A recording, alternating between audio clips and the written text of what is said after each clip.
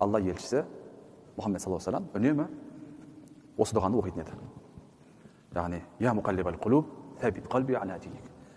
Әй, жүректерді мың құбылтқан Алла тағалам, жүрегімді дініңде бекем қыл.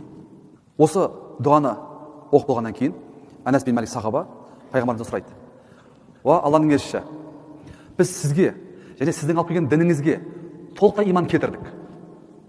Сонда біздің иманымыздың өзгеріп кететіндігінен қорқасыз ба?" дейді.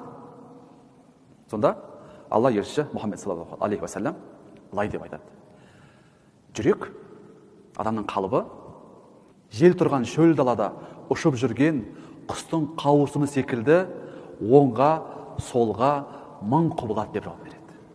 Демек, адам баласының соңы, біздің соңымыз, яғни ақтық демде иманды яки имансыз кетуіңіз белгісіз. 100% ешкім өздігіне кепіл бере алмайды.